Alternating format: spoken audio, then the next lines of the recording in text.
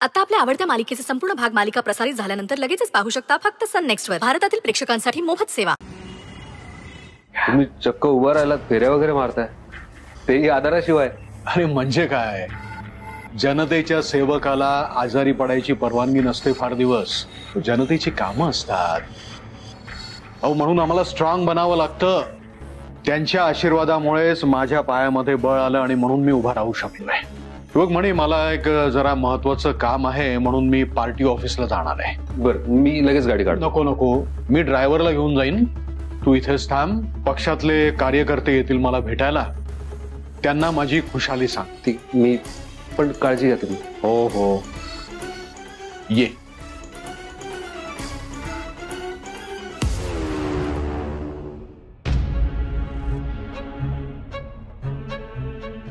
मणी सर येतील ना? वॉर्डन मॅडमने इतक्या प्रेमाने बोलवलं, त्यांचा राग होईल ना कमी?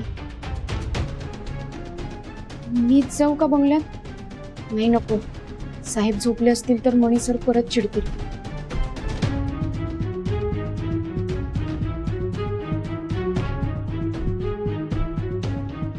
मणी सर, अहो 100 वर्ष आयुष्य आहे तुम्हाला. मी तुमचाच विचार करत होते. तुम्हाला फोन लावायला जाणार तितक्यात तुम्ही आलात. वॉर्डन मॅडमने बोलावलंय ना आपल्याला, निघूयात? चला चला. वॉर्डन मॅडम कडे जायचंय म्हणून स्वानंदी किती खुश आहे.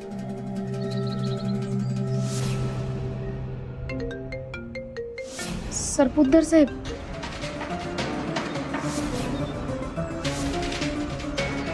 यांना जर आता कळलं की आम्ही वॉर्डन मॅडम कडे चाललोय तर मणी सरांना थांबून घेतील, जाऊ देणार नाही.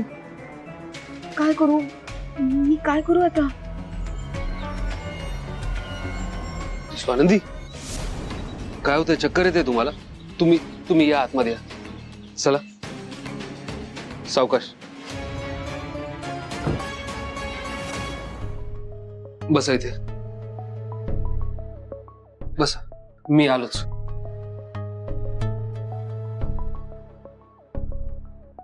हे घ्या, पाणी प्या.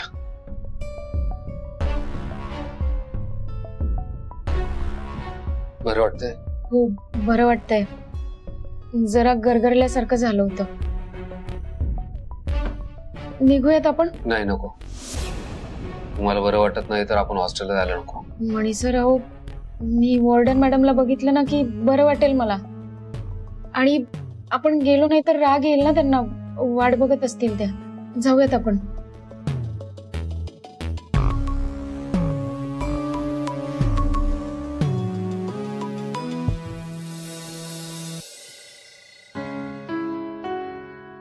अजून कसे आले नाहीत? नाही, मणी म्हणालाय ना मी येणार, मग तो नक्की येणार. पण मग इतका उशीर काय झाला? ट्रॅफिक, कदाचित ट्रॅफिक लागलं असेल. नाहीतर फोन करू का स्वानंदीला?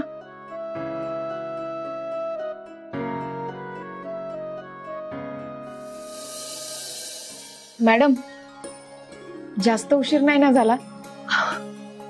अगं नाही, वेळेत आलात. इथेच थांबा, मी पटकन येते. मी भाकरीचा तुकडा घेऊन येते, वाळून टाकायला.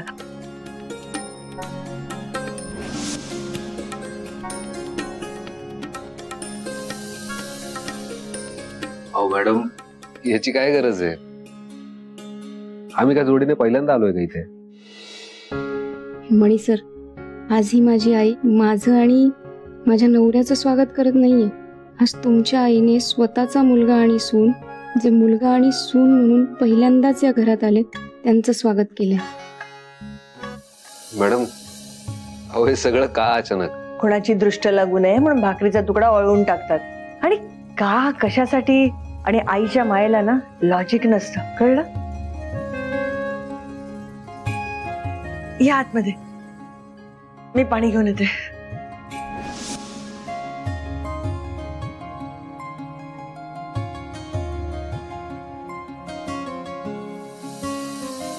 तू पण दमला असशील ना?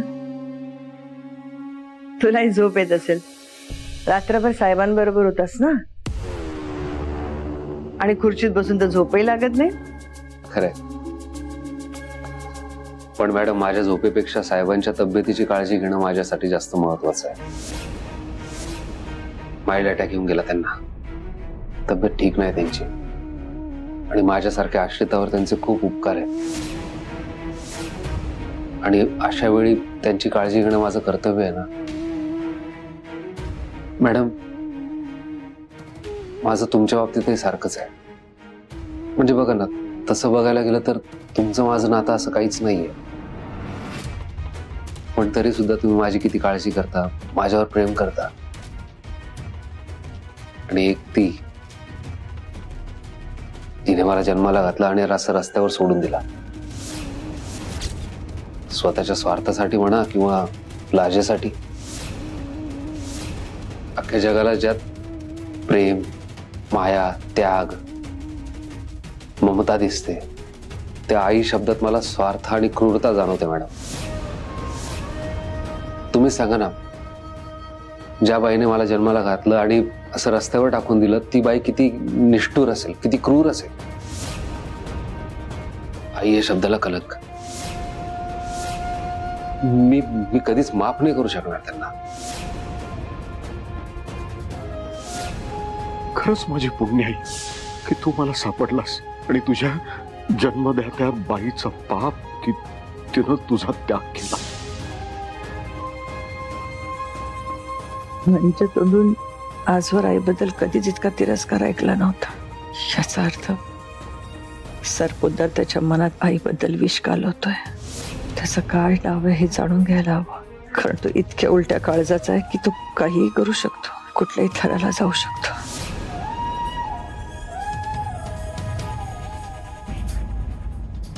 सांगा ना मॅडम, काय चुकलं माझं?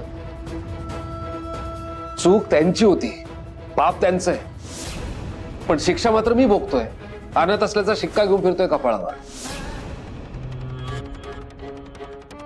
मणी सर, अहो तुम्ही तुमच्या आईलाच का दोष देताय? म्हणजे कोणतीही आई असं हेल्पलेस असल्याशिवाय नाही वागणार. तुम्ही तिच्या बाजूने एकदा विचार करून बघा ना. म्हणजे तिला कोणीतरी असा निर्णय घेण्यास भाग पाडलं असणार. तिच्यासोबत नक्कीच कोणीतरी वाईट वागलं असणार. कदाचित तुमचा कोणीतरी गैरसमज करून दिला असेल तुमच्या सख्या आईबद्दल. एक मिनिट स्वानंदी, हल्ली तुम्हाला माझ्या आणि सरपोतदार साहेबांच्या बोलण्यामध्ये चुका का आढळून येत आहेत? स्वानंदी, तुम्ही आत्ता आलात माझ्या आयुष्यात, पण मी याआधी कशा कशातून गेलोय, काय काय भोगलंय ना, हे मला आणि सरपोतदारांना माहिती आहे. तेव्हा प्लीज माझ्या गैरसमजाबद्दल तुम्ही बोलू नका. सॉरी, माझा हेतू तुम्हाला दुखवायचा नव्हता. म्हणे अरे बायको आहे ती तुझी, असं कोणी बोलतं का रे? तुझ्या भल्यासाठीच बोलतीये ना ती. एका क्षणात परकी करून टाकलीस तू. मी परक केलं? अहो काय बोलताय तुम्ही मॅडम?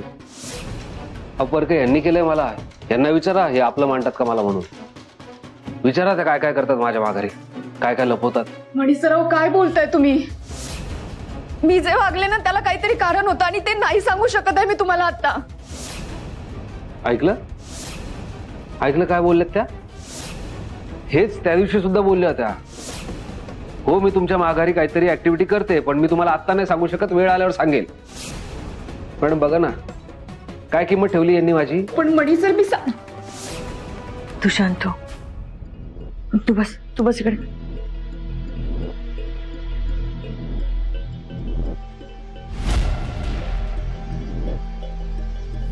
बस.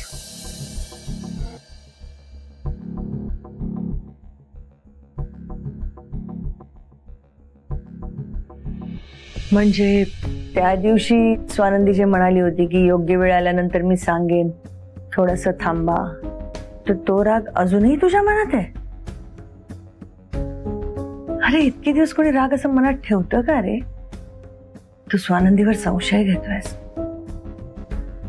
मला एवढंच माहितीये, स्वानंदी सारखी मुलगी अख्ख्या जगात शोधून सापडणार नाही. स्वानंदी जे करते ना ते तुझ्यासाठी, तिच्या बाळासाठी करते. म्हणे संसार आणि नवरा बायकोंच्या नात्याचा पाया फक्त विश्वासावर असतो.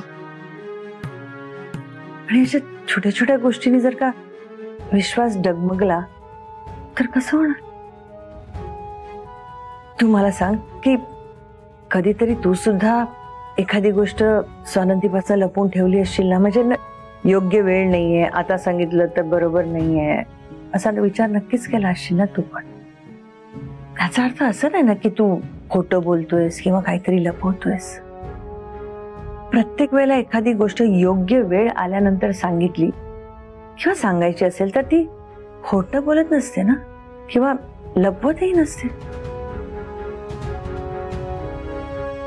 सूरज, कोणाचा फोन होता म्हणे सर? अननोन नंबर आहे, असेल कोणीतरी.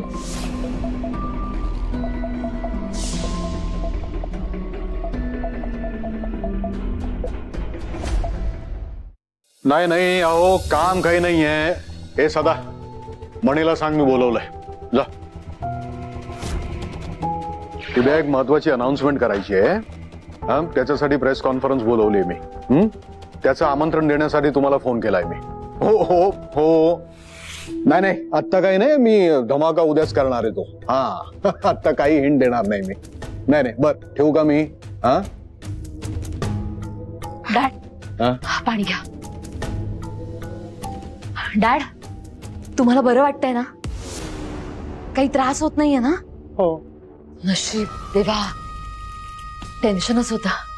डॅड, मी तुमच्यासाठी कॉफी घेऊन येऊ गरमागरम? आणणार आहेस तू? हो डॅड, मी लगेच आणते.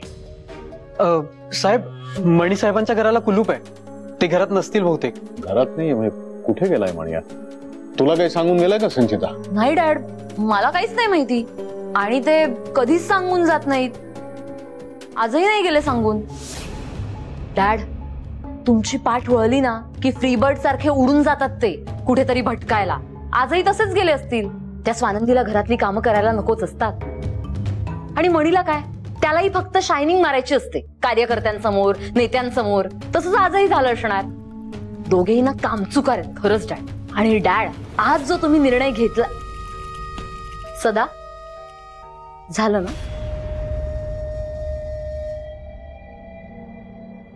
डॅड, मी हे म्हणत होते, डॅड बरं झालं तुम्ही सुजितला युवा प्रदेशाध्यक्षाचं पद दिलं. जर हे पद तुम्ही मणीला दिलं असतं ना तर काही युजच नसता झाला. कारण मणी कामचुकार आहे हो. आणि सुजित कसा, सुजित तुमचा मुलगा आहे, सख्खा मुलगा आहे.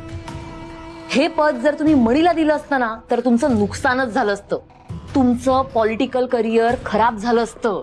आता पण बघा ना, कुणालाही न सांगता बायकोच्या मागून नाचत गेला. त्याला काही देणं घेणं आहे का मला सांगा? शेवटी मुलगा तो मुलगा आणि आश्रित तो आश्रितच. डॅड, झालं तुझं? माझ्यासाठी खरंच कॉफी आणणार होतीस का? ओ डॅड, हे बघा, तुम्ही इथे बोलत बसलात आणि मी विसरलेच. आणते आणते, लगेच आणते.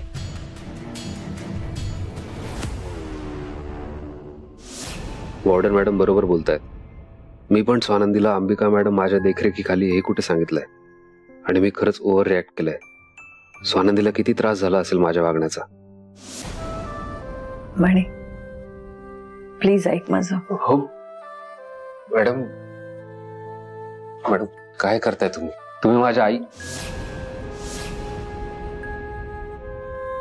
आय मीन माझ्यापेक्षा वयाने मोठ्या आहात तुम्ही. प्लीज असा हात वगैरे जोडू नका.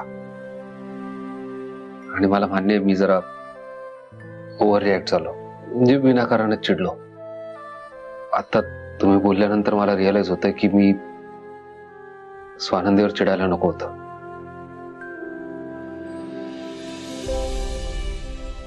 Swanandi, Swanandi, I am sorry. मी चिडलो तुमच्यावर संशय घेतला. मी प्रॉमिस करतो, तुम्ही जोपर्यंत मला सांगणार नाही तोपर्यंत मी स्वतःहून तुम्हाला विचारणार नाही. I trust on you. Sorry आणि थँक्यू.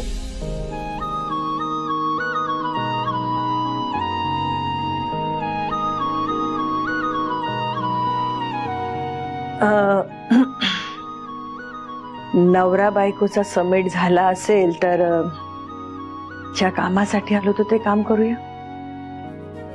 चालेल. मी पानं वाढते.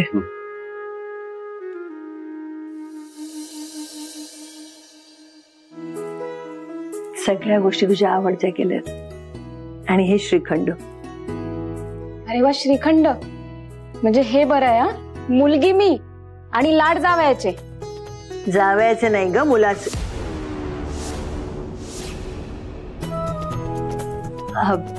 मुलासारखाच आहेस ना तू. तुम्ही म्हणाल तसं. चला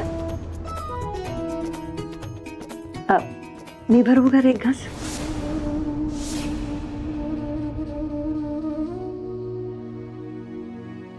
बरोबर ना मॅडम.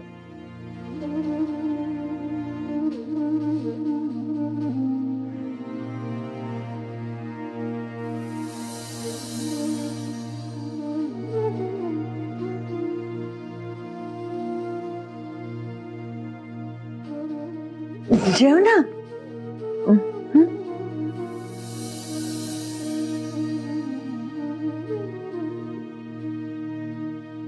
छान झाली भाजी.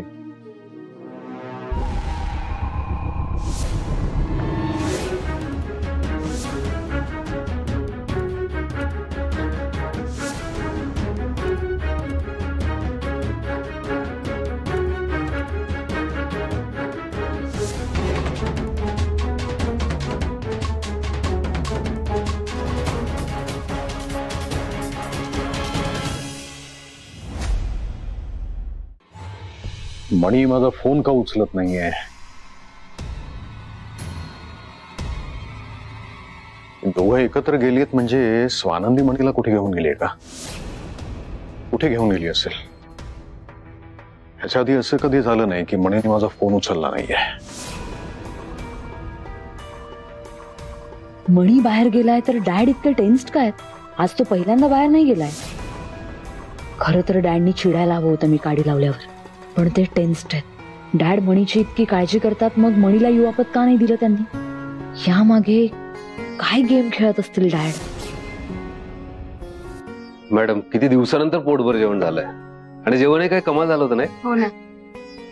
असं वाटतं रोज इकडेच यावं जेवायला. अरे परत यायला कशाला हवं? मी डबा पाठवते ना तुला. नको नको, अजिबात नको. तुम्ही टिफिन पाठवाल, पण स्वयंपाक करायच्या बाबतीत ही तुमची मुलगी आळशी झाली मग. जसं काही तुम्ही मला रोजच स्वयंपाक करू देता. मॅडम, आठवड्यातले 4 ते 5 दिवस मणी सरच स्वयंपाक करतात. असेच आनंदात राहा, कळलं? आणि पुन्हा जर का भांडलात ना तर फटका देई ना. चुकीला म्हणे आणखीन एक सांगायचं होतं. म्हणजे अशी पद्धत आहे की लग्न झाल्यानंतर नवरा बायकोनी देवाला पाया पडायला जायचं, आणि तुमचं लग्न झाल्यापासून तुम्ही कुठेच गेला नाही आहात. मला असं वाटतंय की तुम्ही दोघांनी देवदर्शन करून यावं. माझी श्रद्धा आहे, विश्वास आहे माझा. आणि अनायसे नवरात्र आहे, त्यानिमित्ताने देवीचं दर्शन पण होईल. म्हणजे तुमच्या पुढच्या आयुष्यासाठी तुम्हाला सुख, शांती, समृद्धी, स्थैर्य सगळं लाभो म्हणून. आणि माझ्या नातवाला आशीर्वाद पण मिळेल. चांगली कल्पना आहे, मला आवडेलच जायला. पण मणी सरांना जाऊया. येऊ. येते.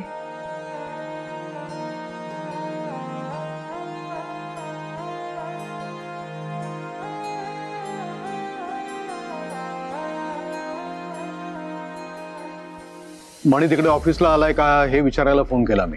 नाही, हे बघा, तो आला तर त्याला मला फोन करायला सांगा. ठीक आहे, ठेवू का आता? डॅड, कॉफी घ्या ना.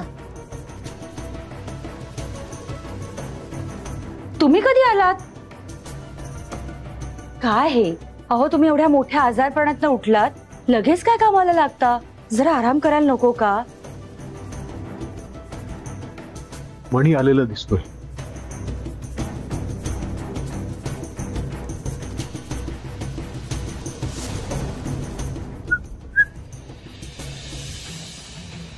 हाय डॅड. सुजितराव, कुठे गेला होतात? काय विचारतोय मी तुम्हाला? कुठे गेला होतात तुम्ही? डॅड, ते माझे मित्र आहेत, राहुल आणि विकी त्यांच्या बरोबर होतो. विकी आणि राहुल ना चांगली मुलं आहेत ती, मी ओळखते त्यांना. सुजित तू जा रूम मध्ये जा, आराम कर. शालिनी, त्यांच्या मित्रांचे काय कॅरेक्टर सर्टिफिकेट तुमच्याकडे मागितलंय मी? नाही ना? मग गप्पा बसा. सुजितराव, तुमचे कोणते मित्र विकी राहुल त्यांच्या बरोबर कुठे गेला होतात तुम्ही? ऍक्च्युली आमची ट्रीट होती डॅड. सेलिब्रेशन से मी युवा प्रदेशाध्यक्ष झालो ना, जरा सेलिब्रेट केला आम्ही. दारू ढोसायला गेला होतात ना तुम्ही? अरे नीट वागायला शिका. साधं प्रदेशाध्यक्ष हे बोलण्याची शुद्ध नाहीये तुम्हाला. ते पद, ती जबाबदारी मी तुम्हाला दिलेली आहे. मी आणि माझ्या पक्षाची पद तुमच्या हातात देणार आहे. ती सांभाळायची तुम्हाला अक्कल आहे की असं दारू ढोसण्याचे धंदे तुमचे चाललेत ना, थिल्लरपणा चाललाय तो थांबवा आता जरा. मॅच्युरिटीनी वागायला शिका. अक्कल वापरा स्वतःची. जबाबदारीचं भार असू दे तुमच्याकडे.